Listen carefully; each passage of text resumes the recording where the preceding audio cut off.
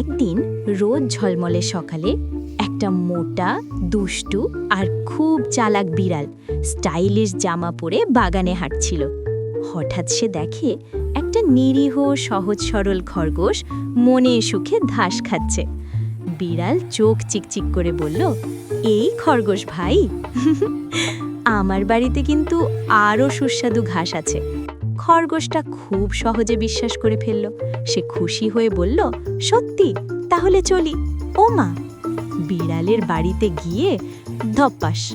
বিড়াল কৌশলে খরগোশের সুন্দর লোম কেটে নিল।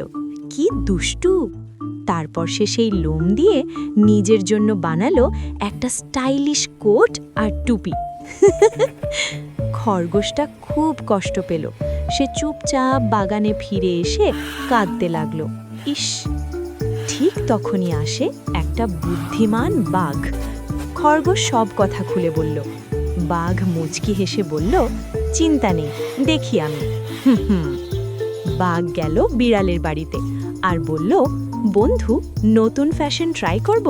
তারপর স্নিপ স্নিপ, ও মা! বাঘ বিড়ালের পশম কেটে একটা জামা বানিয়ে দিল খরগোশকে। খরগোশ খুশিতে লাফাতে লাগলো আর বিড়াল আয়নায় তাকিয়ে বলল, উফ, এই ফ্যাশন আমার না। সেদিন থেকে বাগানে সবাই জানে, দুষ্টুমি করলে একদিন নিজের স্টাইল উল্টে যাবে।